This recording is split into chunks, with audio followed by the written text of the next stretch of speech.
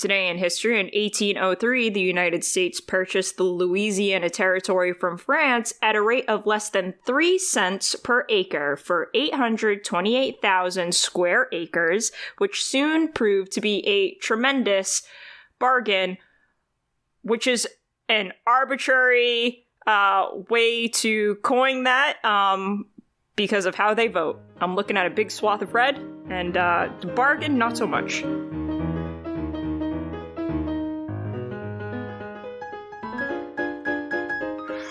Welcome to What the Fuck History, where we discuss the wackiest and weirdest things that make us say, well, what the fuck history? I am your host, Zachary, and I believe in sex and magic as well as sex and science. My name is Meghan, and tonight I will be your esoteric monk who also likes to do illuminated manuscripts. And I'm Matt. Today I learned a new thing, but I'm keeping it a secret because a little bit of mystery every once in a while is sexy. That's true. Also, I'm looking at the Louisiana Territory, like the Louisiana Purchase. Yep. It also encompasses Tornado Alley. Yeah, so we really fucked up here. We did. We goofed. Do you think it's too late to sell like it Tornado back to Alley. France? No, they don't want it, dude. They sold it to us for a reason. They were just like, we are hoarders. We need to get it out of the house. We don't want it anymore. It's just sitting Are there you ever going to get rid of Louisiana? It's been sitting in the corner for 5 years.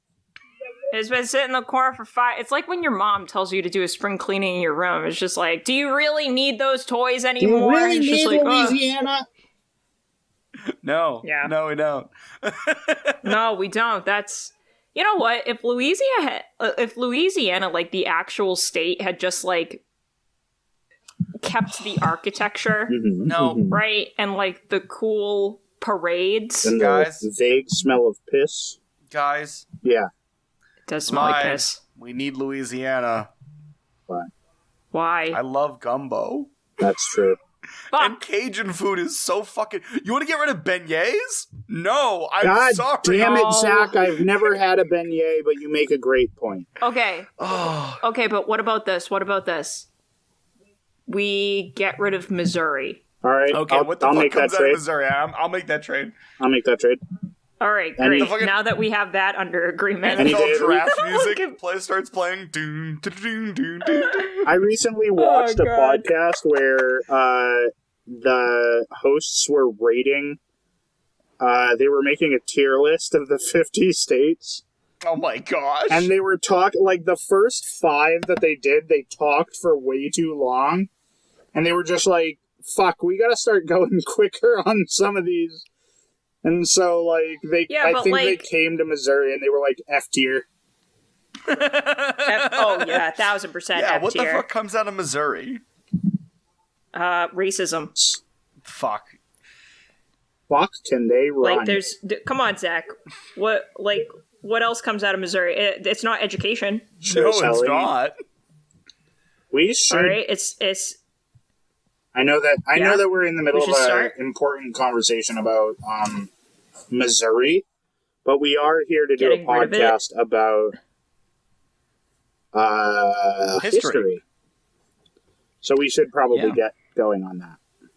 Yes, we should, but I'm definitely going to talk about some fucked up shit, so we'll have plenty of time for goofs and gags. So. But listeners, let us know how you feel about Missouri. And if you happen to come from the state of Missouri, I'm sorry, but your opinion is irrelevant. Listeners, we have reset our strikes to 0. We have played a game of rock, paper, scissors that only happened in our minds.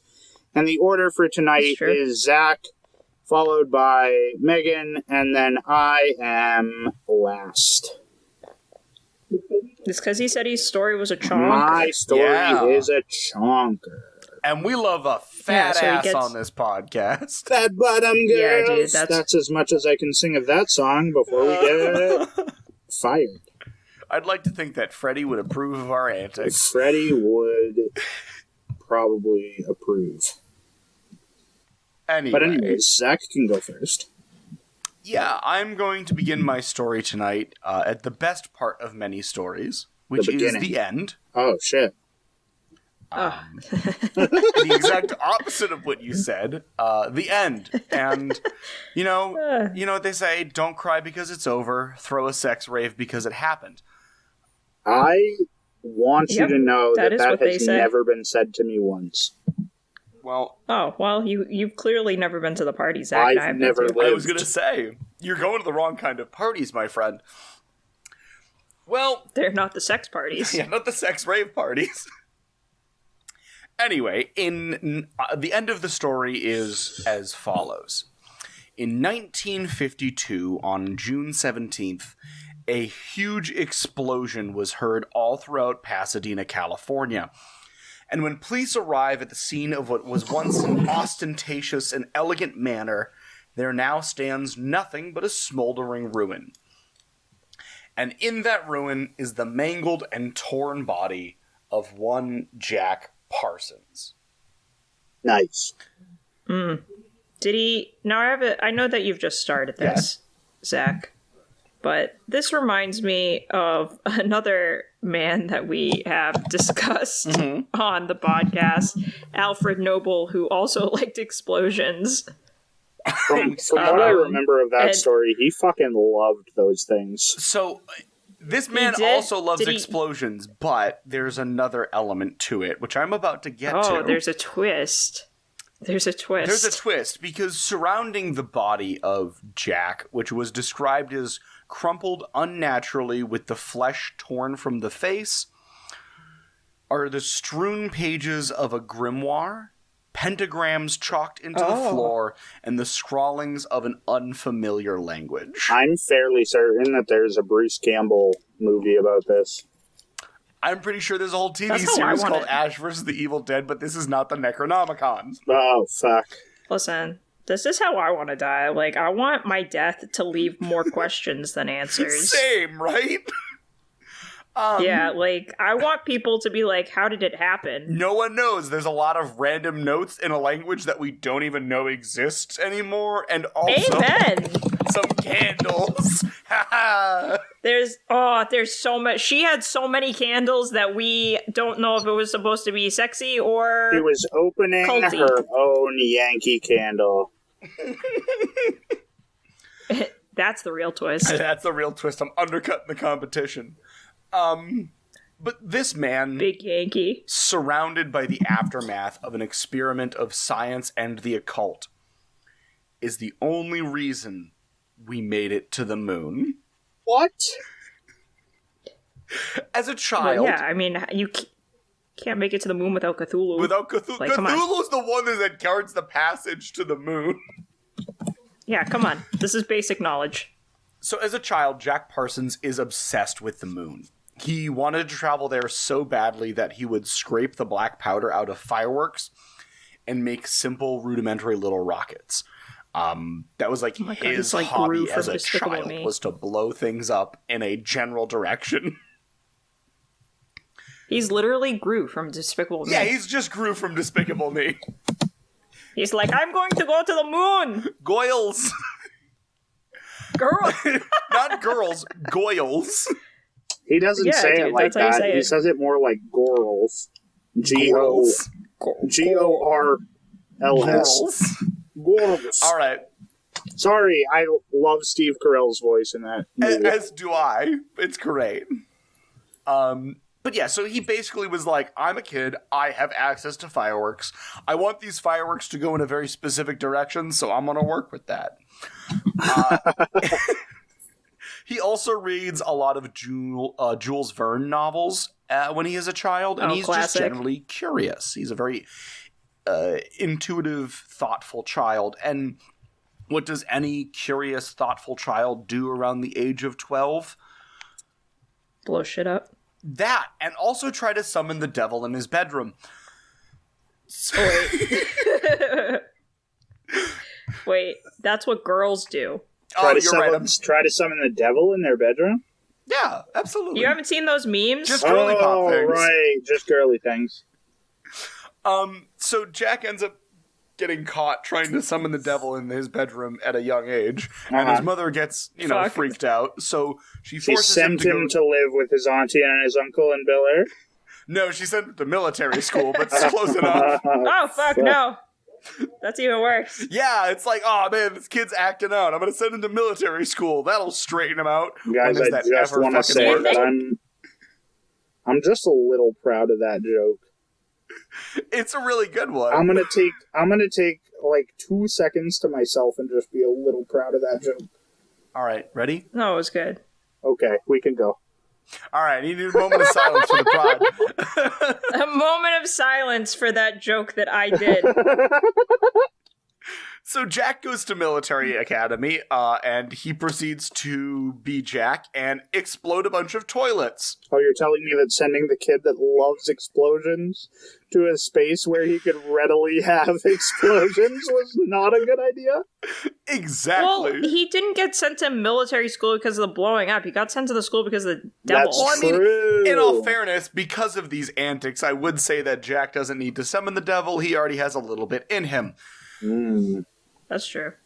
But Jack... Wait, why'd you make that noise? I don't know why I made that noise. But he goes on... my orb. He goes on after a military academy as he grows up and gets older to enroll in a number of different schools, but he eventually has to drop out due to his family's former wealth drying up. He was invited to go to a bunch of different, fancy-dancy schools, but he just couldn't fucking afford it. However, this does not deter Jack, and he and some of his friends traipse on into Caltech and convince Caltech in California to let them use their facilities, but not their funding to make rockets. You can't do that anymore. You can't do that anymore, but however, in the 1940s, Caltech's like, fuck it, why not? I don't give a shit. That's crazy. That is crazy town to me because they're like, no, you got to apply and you got to pay us $150 for the application. Yeah. But Caltech basically is like, yeah, you can use our labs, you can use our facilities, just you can't use any of our funding. This is all self-funded. And the group of boys aptly get the nickname the Suicide Squad as they almost blow themselves up on many occasions, making fun little rockets. This is also I can't believe good to note that Jack is only 23 by this point. He's still a child. Yeah, he's actually a child. But if that's not... Rip to all you college students out there, but... All you college students are just children. Deal with it. Yeah, guys, if you thought that you were adults in your 20s, it's like after 25. When you can rent a car... You call me when you can rent a car and when your back hurts even the moment you wake up, all right? That's so true, though. Sorry, guys. Enjoy your youth. Enjoy your youth. Yeah, actually, you're right. Enjoy your youth. But things, if they weren't weird enough in Jack's life, are about to get weirder. Because it's in 1939 that Jack begins contact with someone that will change his life forever. Cthulhu? Kind of. The actual devil? Well, it is one Aleister Crowley. Oh my fucking god. No. And for those of you who are not like my esteemed hosts here and do not know who Aleister Crowley is, Aleister ran the Ordo Templi Orientis, which is a secret society. I say in quotations because it's just a fucking cult. Because we also all know about it. Yeah, it's not that secret if we all know what you're doing. If that guy like existed all the Yale today, secret he'd be posting on Twitter, how do you start a secret society? He wouldn't even be posting. He'd be like, do you want to join? Do you want to join my secret society? You guys want to join my secret society? Guys, it's open enrollment at the family fun barbecue of my secret society. Bring your friends, bring your family. We'll sign them up today. Bring everyone you know. It's also a multi-level marketing scheme. We can't do it without you, and you, And you. and you, and 5 others that you have enrolled. All right, make sure you bring 10 cases of hot dogs, and then you can sell those 10 cases of hot dogs to other friends and family who can then sell those cases of hot dogs. Welcome to the multi-level marketing barbecue. So, again, for those of you, as I said, the Ordo Templi Orientis is this basically cult that deems themselves a secret society. And one of the big things that the OTO, which I'm going to call them from now on because it's a mouthful to say the whole thing. That's so funny. One of the big things that the OTO preached was swapping partners and getting all down with everyone. Wow. Oh my god. Man, that's like every cult. You down for a little swapski? Every cult eventually divulges deteriorates into a sex cult. I think we had. It was that one story I did where this girl was like a cult leader. Yeah. And Zach brought this up. They either become, I think at the time you said they either become suicide cults or sex cults. Yep. On a long enough timeline, everyone's chances of getting into a sex cult is 0. It's not 0. Not 0. I'm trying to think of like the line from fucking Fight Club where it's like on a long enough timeline, the survivability rate of everyone is 0. Yeah. On a long enough timeline, the chances of ending up in a sex cult is 100%. Yeah. That's so true, though. But in 1943, in a cult, it's a sex cult. It's always a sex cult. 1943, Yeah. Jack is guys. deep into the sex life that Crowley has him installed as the leader of the California chapter of the OTO. This is also... What an honor. One more time? What an honor. I know, right? What an honor. There is a bunch of background where Jack ends up, his wife ends up leaving him for the guy that was originally running the California chapter. And then he's like, hey, Crowley, you want to just fucking make this guy get out of the way? So Crowley tells him that he's now a god and has to wander the desert talking to no one. And then he's like, yeah, no, actually, Jack, you're the head of this chapter now. It's wild. I love that for our boy Jack. So Crowley helps Jack That's out. actually a galaxy brain move. Galaxy brain move. Determine that this man is a god and no longer can speak to the populace, and then just install the person you want as the actual guy in charge. So Jack is at the peak of his life also because, side bet, I guess, he convinces the United States government to order 2,000 rockets from his newly formed Aerojet company. What is happening? He made a deal with the devil when he was 12, and now it's, he's getting everything he wants. Oh my Which god. apparently is explosive in sex cults. I think that that's great. Honestly, maybe my mistake was not making a deal with the devil when I was 12. Right? I just wasn't passionate about anything enough. Yeah. I had a lot of mini interests when I was 12. I wasn't, super hyper-focused on sex and rockets. Yeah, I just, wasn't committed enough to one cause. No. But I'm not here to talk about science and rockets, because that's not the weird part, and I'm only here about the weird. Things go as usual for Jack and the OTO until one day when someone else shows up to make things even more off-kilter. Are you ready, folks? Is it? Very ready. Is it the devil? No. Megan, what'd you say? Is it Cthulhu? It's not Cthulhu. But, in the same vein, because this is a famous science fiction writer. Ray Bradbury. No. A science fiction writer by the name of... L. Ron Hubbard. L. Ron Hubbard. You're fucking joking me. No, I'm not. I can't believe you did That's ridiculous. So L. Ron Hubbard shows up, that motherfucker, and guess what? Him and Jack get really close really quickly because Hubbard and Jack have magnetic personalities, apparently. Are we talking about, Hans Christian Andersen close? No. Just, they become very good friends, and Oh, okay. L. Ron starts... It's not gay. What?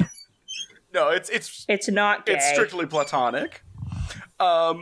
It's not a they were friends, it's they were friends. They were roommates. Yeah, they were roommates. But Elrond starts learning everything he can about the OTO from Jack and kind of how it's run and how it's organized. And their friendship has a quick falling out because Hubbard seduces and then fucks Jack's girlfriend Betty, and the two of them run off together. Oh. The dangers of a sex cult, I guess. Those are the dangers of the sex cult. So, Mr. Steal Your Girl, L. Ron Hubbard, leaves with Betty. Steal Your Girl, L. Ron Hubbard. Leaves with Betty and all the knowledge he gained from Jack, and then creates Scientology, but we won't get into that. I cannot believe this. So Jack, becoming increasingly erratic in his behavior, dipped even further into the occult. Some were saying he was even trying to summon a demon to kill L. Ron Hubbard. However, all of this ends as any and all of his government security clearance is revoked due to his connections with OTO and his believed link to communists. Like, that's the thing the government was really upset about, is they're like, what do we you think mean? you're talking with communists, we can't buy rockets from you anymore. It's like okay to talk to Asmo Dunk over here, but like it's not okay to talk to Pol Pot. Wait. That's a bad connection there, but wait a minute. I reckon. Wait a minute. Those are the same people.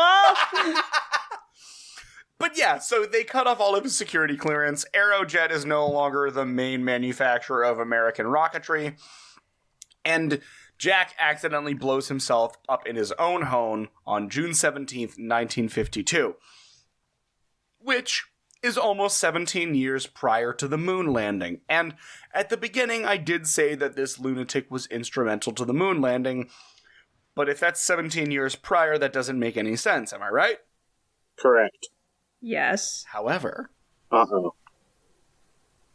Well before his madness and dip into the occult, Jack became one of the founding members of JPL, or Jet Propulsion Laboratory, where he invented the first rocket engine and the group that would later be acquired by the National Aeronautics and Space Administration, or NASA for short. And the rocket designs on the Apollo 11 were made directly from the knowledge and different designs from Jack Parsons, the insane occult dude.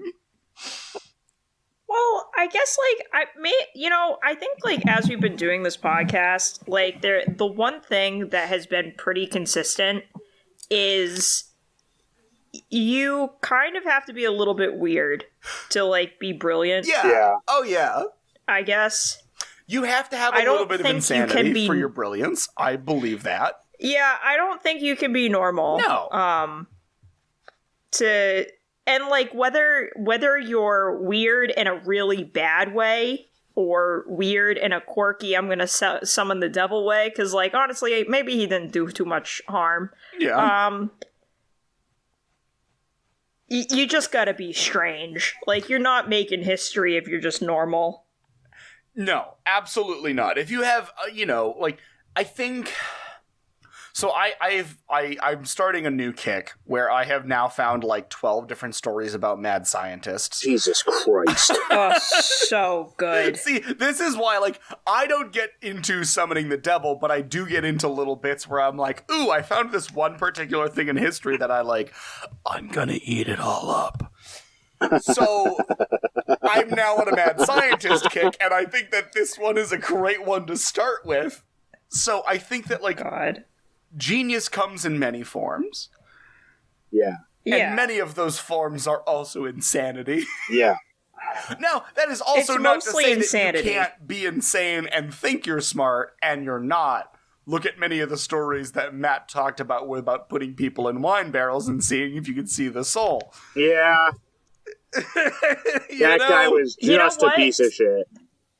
Dude, they can't all be bangers, alright? You gotta try some stuff. You can't all have wins. It can't all be W's. Sometimes you gotta take an L. It can't. However...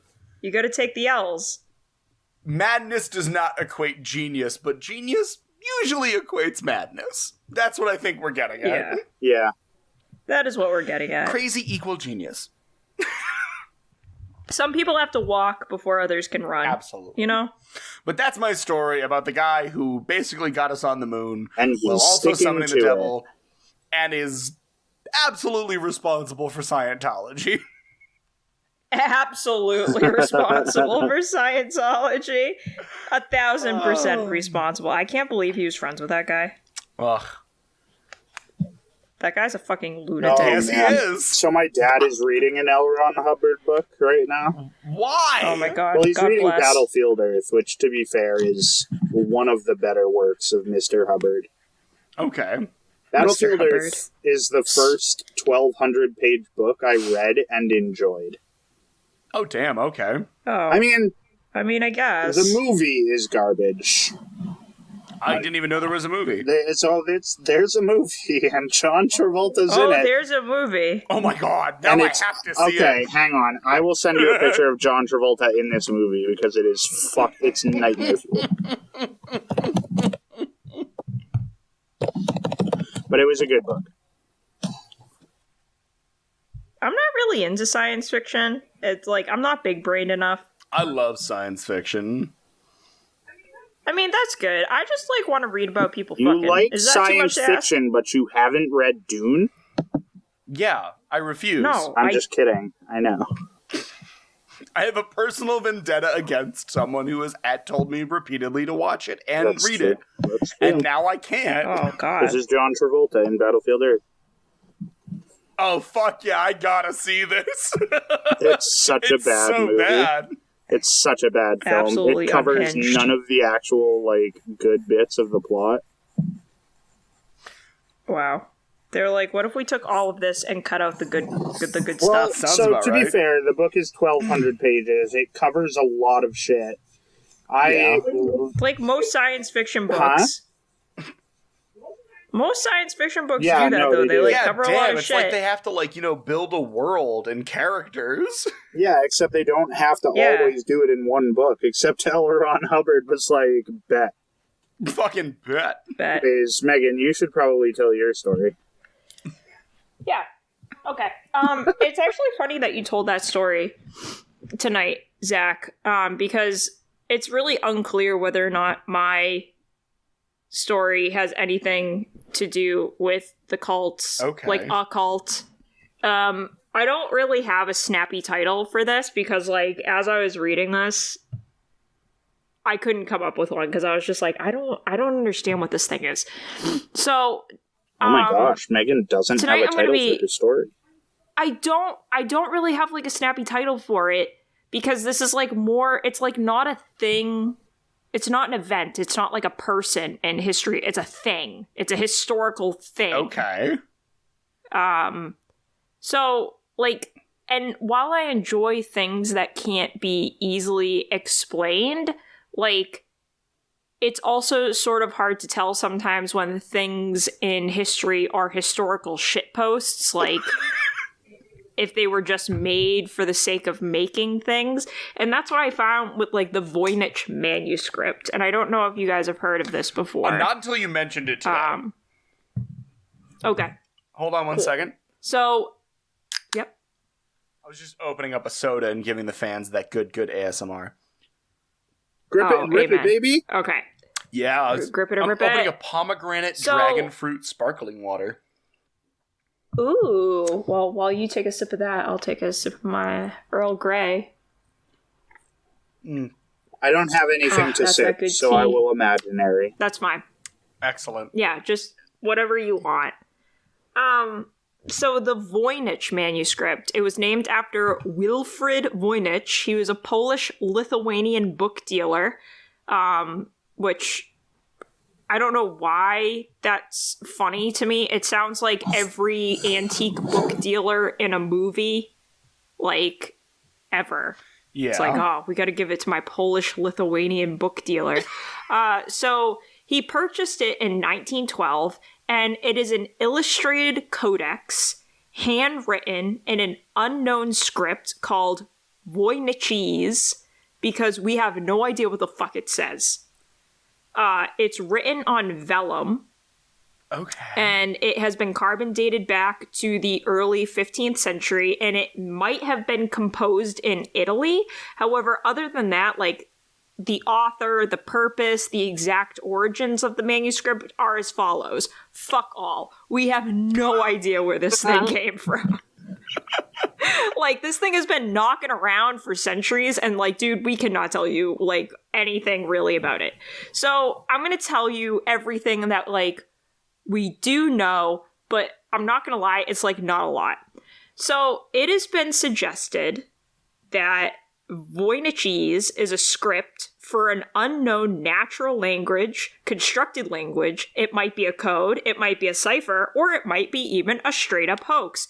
These are the things we think it might be, which encompasses all of what language could be. I love size-wise, the obscurity that some of your stories are. Yeah, I'm living for that. Well, like, you guys get into, like, holes of the same, like, veins. Oh, we definitely, right? like, so, as Zach mentioned, he falls into little rabbit holes of history. I'm clearly the podcast dad. And you just find these beautiful nuggets of obscurity that make no sense sometimes. Like, where do they come from? I don't know. Much like no one knows where this came from. So, size-wise, it's about 240 pages long, but there is evidence that pages are missing, while some of the pages are like a pop-up children's book. Like, they got foldable fucking sheets that come out, and they have, like, longer diagrams on it. And most of the pages are bonkers. Like, they have fantastical drawings and diagrams that are colored and that depict people, actual made-up plants that no one can fucking identify, and astrological symbols. And as for the text, while the majority of it is in an unidentified language, there are some, like, extraneous writings in Latin script that say, like, nonsense, like some of the months of the year, but mostly the Latin is, like, unintelligible and seems to be corrupted by the Voynich. So, like, it'll start off in Latin, and then, like, the Voynich symbols will be sort of, like, added in, like they're like, the letters in Latin are evolving into Voynich, which is weird. It feels like it's like a virus of language. Bro, we just discovered someone's ancient fanfic, and we can't put it down. Dude, we cannot put it down. We have no idea what he says, but we know that it's spicy. We know it's juicy. We've got no clue what any of this means, but we know that he cared a lot about it. Dude, we know that it's so juicy. It's 240 pages long. 240 pages of juicy fanfic. It's juicy fanfic, and also there's, like, chapters missing. There's, like, unreleased chapters. Found footage! Found footage, dude. So, the unknown script could be continuous, or could consist of an alphabet with 20 to 25 characters with no apparent punctuation, because, like, listen, when you're in that sex scene, you know it's just better to keep the stream of consciousness That's going. That's some Jack Kerouac shit. We don't want to stop. Sex scenes don't need punctuation, just the period at the end. That's so true. It only finishes when it finishes, you know? Exactly. You keep going until you're done. You keep going until you're done.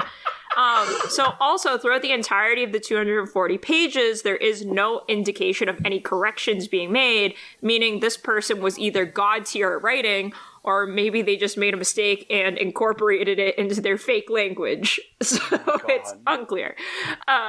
People have tried to figure it out. Transcription alphabets have been created, but because there's no grammatical markers, so grammatical markers are things that occur commonly enough at the beginning and ends of words, like in English, S and D. Those are grammatical markers for us. Voynich doesn't have those. So it becomes almost impossible to gain footing in understanding, like, literally anything that's happening. And the fact that there are so few repeating elements in the manuscript not only makes it frustrating, but like that's something that is not common in any Indo-European, Hungarian, or Finnish language. So like we are rapidly like running out of languages that it could be related to. It is vaguely similar to Mandarin Chinese pinyin, but like pinyin is a romanization of Chinese characters, which didn't occur until like the 50s. So if this is written in the 1400s, that kind of doesn't make sense either. So the text of the script is so undecipherable, with words with only slight differences occurring up to 3 times in a row, or words never appearing again, that some professionals say that is doomed to utter frustration. Like, they're like, I don't think we can ever figure out what this says.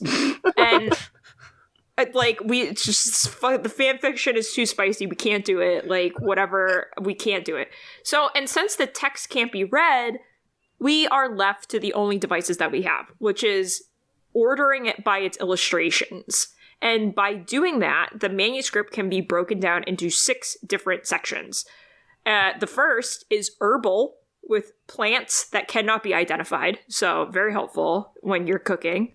The second is astronomical, with symbols for the zodiac constellations, with nude ladies underneath them holding stars. Excellent. Yeah.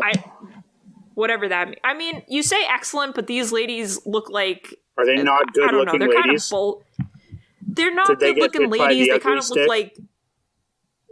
They look, you know, those bouncy balls that kids... they look like Tyrannosaurus Rex bouncy balls with, like, tits shoved on them. It's very weird. Oof. It's like someone, like, had never seen a woman or an alphabet before when they wrote this. So they were having a hard time. Like, this is what I imagine. Like, you've seen a horse, right? And then it's just a picture of something that's very definitely not a horse. In this same setting, it's like, you have seen a naked woman, right? And it's like, yeah, hundreds of times. Draw something that's very clearly not a naked woman. Not a lady. It's just like, look at her tits. It's just like, why are they so pointy? Why does she have 5 of them? Oh my god, you're right. Why Holy does she shit. I looked it up. It's Share weird. with the class. They're like, they look bad, right? Yep. Like, what's wrong with them? I don't know. A lot. Why are they so pointy? Soup's pointy. And also, why tentacles? Why not tentacles? Why tentacles? Oh, that's a plant. But that's not a plant. She's in a plant. Listen, I don't know what to tell you. That's Zach, a plant, that's all right? definitely not a woman, so that can obviously be a plant. Yeah, that farting plant is a plant, okay? This is what I imagine.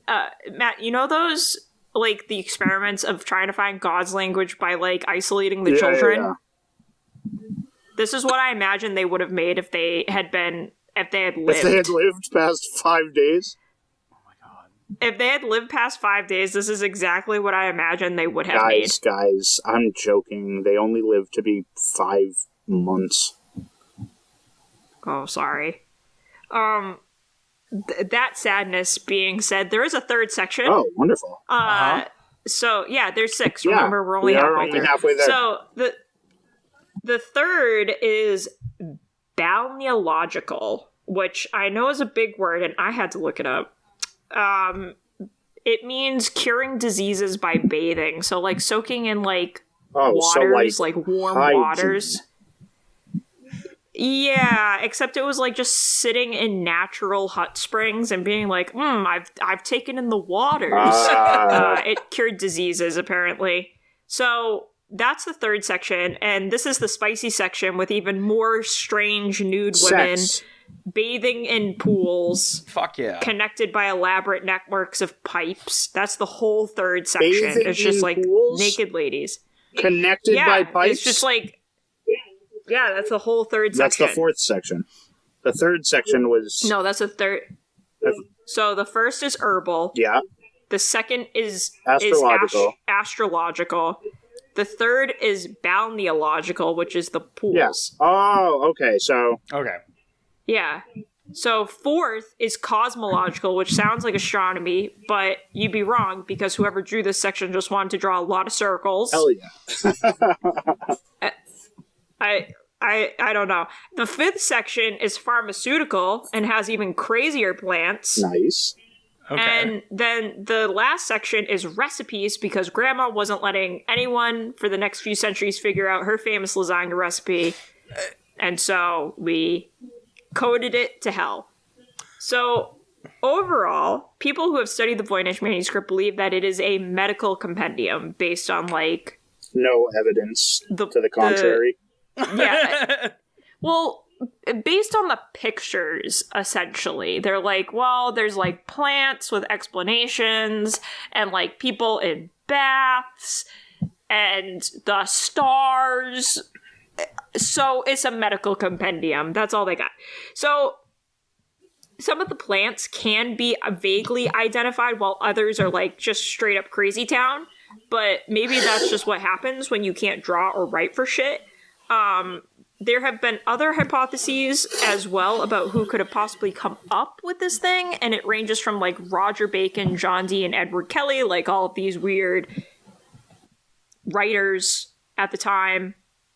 Around the time when the thing was made. But obviously, like, there are people who are just like, no, it's not them. Like, it has to be aliens or something. It's always aliens. It's just always aliens, and I'm bored of the explanation, all right? Why can't it just be, like, a fucked up genius, all right, who got us to the moon? Am I right, Zach? Why can't it just be, like, a fucked up cultist? Yeah, absolutely. So, like I said, it wasn't a snappy story. It was just this thing that I found in history that has puzzled people Forever. For centuries. Forever, yeah. Forever. So that's my story. You don't have to look up any more about it because I've found everything there is to know. That's all there is. That's literally everything there is to know. No one else knows anything. And You're as welcome. such, Meghan has become one of the pioneer scholars on this particular manuscript. I expect Pennsylvania University will be calling me up any minute. You know what?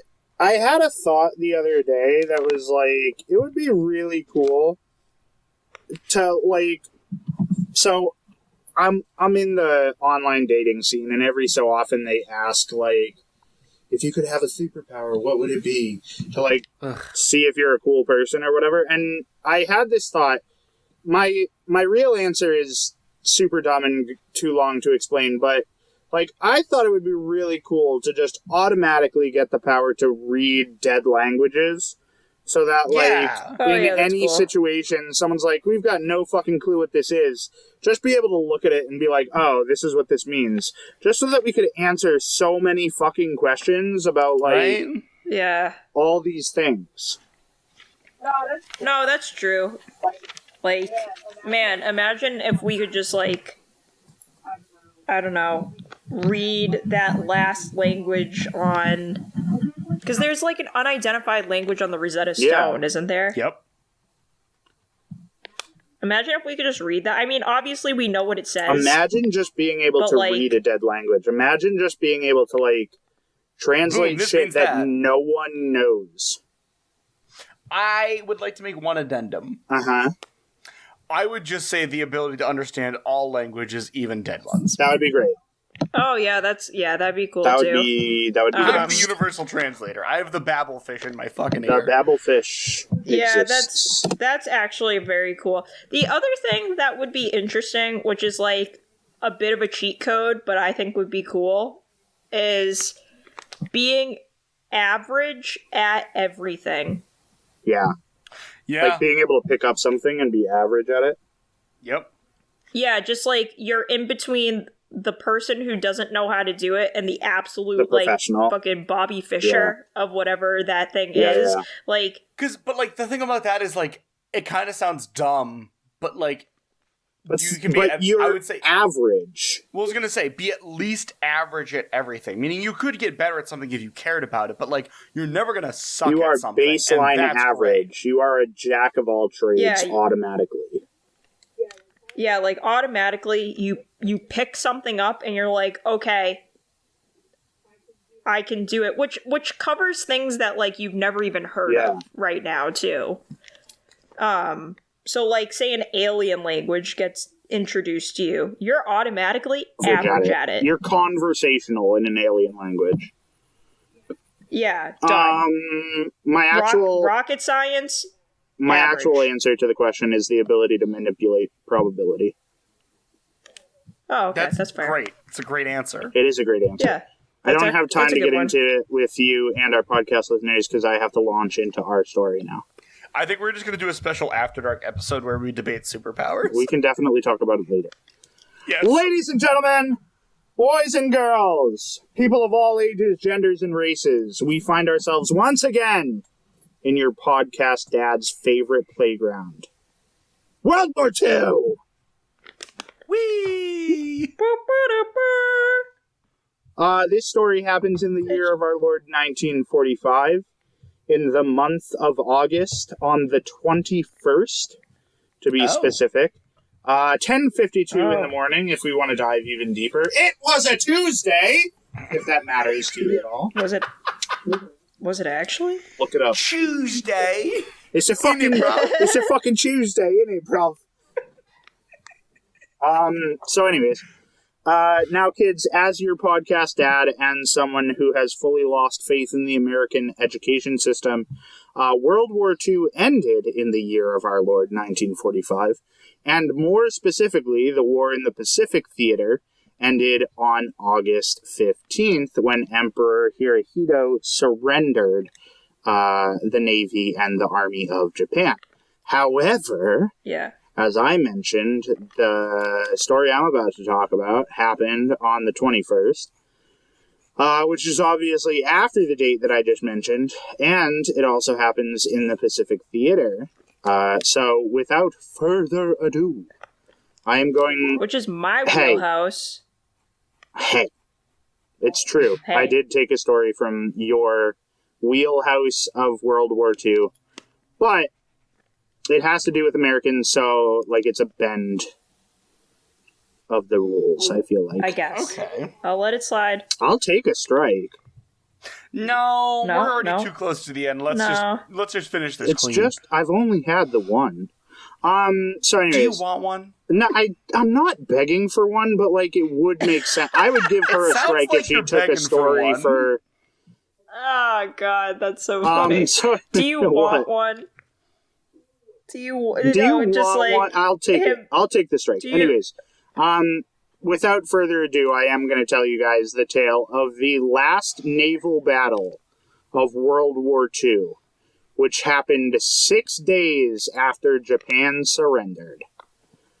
Oh, Japan. Surprisingly enough, though, this story does not involve submarines, U-boats, naval warships of any kind. It instead involves sailing ships that are called junks. For those of you that aren't familiar with what a junk is, it's basically a wooden sailboat with a large rigid mainsail. I can post a picture in Discord later, but for right now, I'm just going to keep going on with my story. Picture the stereotypical China boats that you like in Hong Kong. If you're thinking of a Chinese boat, it's that.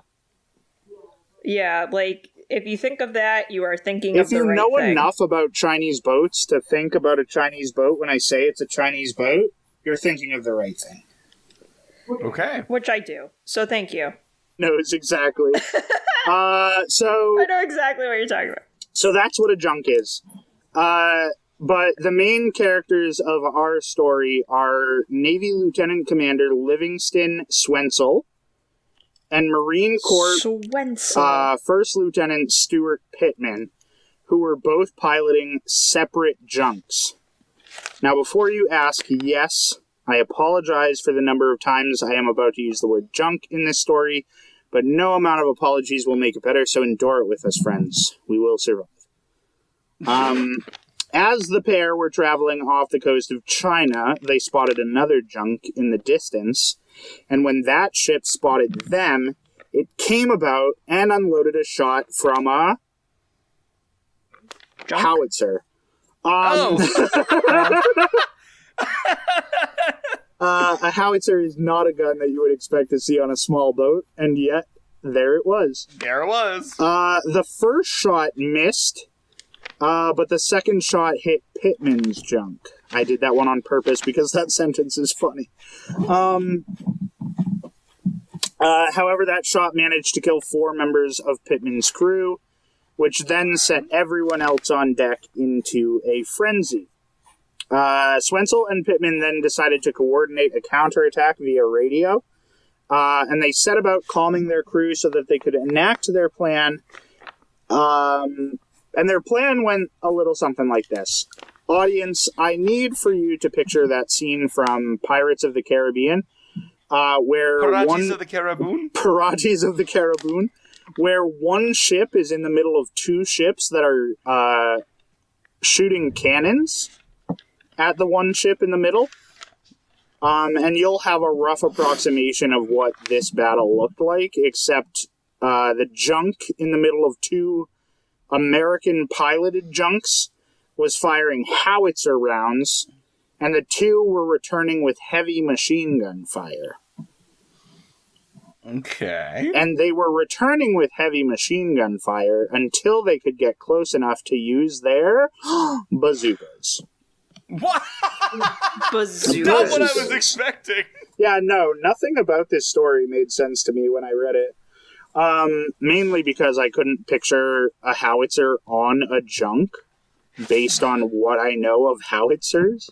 Yeah. But then I read the word bazooka, and I was like, There we go.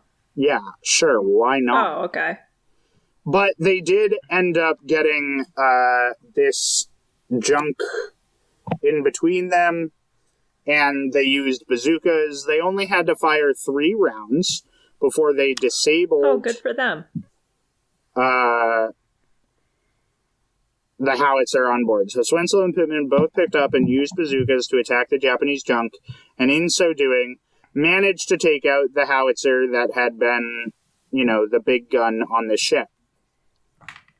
So, after this, Swensel moved his ship to prepare a boarding party and brought his junk right up against the Japanese one. Okay. The crew of his junk were throwing grenades at the Japanese ship and basically wreaking havoc before they boarded.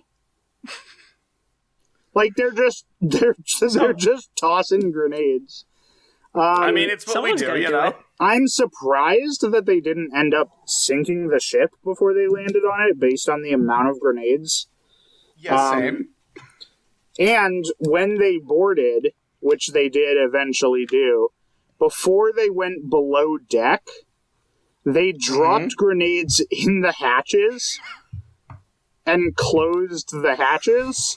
So, this is what I don't get, because as you've described them to me so far, they are like flimsy wooden ships. They are, and little everyone's boats. like, a grenade sounds good. Yeah, everyone was like, bazookas and grenades sound great. I just don't understand how they're still sailing. I don't... Anyways, if those random sounds had anything to show you, it's that I don't know why they were still sailing either. No, say no more. I think you explained yourself perfectly. Yeah. So once they did eventually board this ship and threw grenades down the hatches, they had successfully killed 44 men. Yeah, classic. And they had injured 35 more. And the captain of the Japanese junk ended up getting shot by one of Swensel's men, because he raised a pistol in a final act of defiance, and this guy saw it and was like, no, sir. He's like, fuck you. But I need you to understand something else about this story, which is crazy. because it's important to note that between the crew of Pittman and Swensel, there were only 20 guerrilla fighters. Okay. And as I just mentioned, they had killed 44 men and injured 35 more. The math is not math. Yeah. The math is mathing if anyone had had a brain about it. That's like my kind of math. The Japanese should have won because they outnumbered the two ships that were attacking them by a great deal. Uh-huh. The American side only managed to lose 4 people. Attaboy. Out of 20. Holy shit. Oh my god, I just got so fucking scared. My parents' dog came downstairs, and we have a little... She likes to just smash her face into the door. Keep all this in, by the way, because it's classic. But she likes to smash her face into the door, but then she doesn't know how to close the door, so my dad installed this thing that automatically closes the door. And because I have headphones on, I didn't hear her come downstairs, but I just saw the room get brighter, turned around to see the door shutting, and then I had a mini heart attack and looked around for her, because if she wasn't down here, I was about to fully freak out. But anyways, that little side rant aside, so Pittman and Swensel only had 20 guerrilla fighters, and the entirety of the battle, Swensel and Pittman's crew were screaming at the Japanese junk to let them know that Japan had surrendered 6 days hence. Yeah, but like, here's the thing. Are they yelling in English or in Japanese? I think they were yelling in Japanese, or at least Chinese, enough to, like, let the Japanese crew know. But the entire encounter lasted approximately 45 minutes. And also, to the audience, if you were keeping track, the number is 16. So, but that's the end of that story. Well, it's the last naval battle of World War II. Man. You know, as far as battles in World War II, it could have been a lot worse. It could have been way worse, yeah. Could have been way worse. Yeah, like, I don't know if you guys ever saw that movie, Hacksaw Ridge. Yes. I have not seen it. But you've seen it, Zach? I have. It's been a very long time. Yeah, so Hacksaw Ridge is like based off of another battle in World War II where essentially like the Americans had to scale this ridge in order to get up onto like the battleground, but because the Japanese were above them, they could easily just like absolutely annihilate any soldier that crested. Yeah. Yeah. And it was like one of the bloodiest battles in World War II, among, you know, other really bloody battles. But like, this one sounds pretty tame. Yeah. I mean, it's really just a ship with a howitzer. It's one ship fighting with a fighting howitzer. 2 ships with bazookas. One opportunity to seize everything they ever wanted. Oh, I hate that. I mean, you also look at it in relation to, like, the 2 A-bombs that had just been dropped as well, so... Yeah. Listen, it could have been worse. Could have been worse. It could have been a 3rd A-bomb. Could have been. But we want to know what isn't worse? What? Signing up for our Patreon. I don't know. Segway! Oh, okay. Segway! Wow, that's... Fun fact. That's where he was going. Bombs over here. Fun fact, the guy who invented the Segway died on one. Yeah. I think I say that every time Zach says the word Segway. But hey, it's a good fact to know. It doesn't stop it from being a fun fact. It's still a fun fact. It's always a fun fact. But yeah, our Patreon is up and available and really cool. On our Patreon, you can find What the Fuck After Dark, which we've mentioned a couple times here. Basically, you get to hear all of the shit that we say before and after the actual recording of the show goes. Guys, it's important to note that in the history of After Dark, we have only ever once stayed late to talk. We like our sleep. It's not even after dark, it's before dark podcast. We catch up. Either way, you get about 20 plus minutes of us talking before the actual podcast begins, so you get a little bit of a peer into our lives and what we do, and it's us just hanging out as friends. Shooting the shit. Yes. And we also have a level where you get, uncut and unedited episodes to you the day before that they normally go out. So that means Thursdays instead of Fridays. You're getting what might be, like last week, a 2-hour episode. You get your uncircumcised episodes here. It was a 2-hour episode for last week? Last week, our recording for last week was 2 hours. Why was it so long? What did we do? We let Zach talk for too much. I talked too much. But yeah, if you go to patreon.com/Triumvirate Productions or just look up the Triumvirate Productions on Patreon's little search bar, you can find us. There's a $3, a $5, and a $10 level. We love doing this show. And hey, that helps out a little bit because we got RSS feeds to pay for. We got mics to tune up. We got the Toyota, the Ford Tacoma to fucking fuel. And gas is expensive, especially when you're time traveling. So... It's been a long time since we've referenced the Ford Tacoma, but it does exist. It's the only one of its kind. Dust, but the other thing is, if you don't want to do that, you can also follow us on our other socials. You can find us on Facebook, or you can follow us on Instagram at _triumvirate_productions. You can also go to Apple Podcasts and Spotify, where you can give us a 5-star rating and review. And by doing that, it pushes us up the charts and makes things, just a little bit easier for us. Makes us a little bit more noticeable. Push us up the charts. But yeah, so that's a free way to help us out. There's plenty of free ways. Or if you, want to sacrifice your morning Dunkin' Donuts coffee, you can do that too. But and if you have disposable income and just want to tell us that you love us, give us your money.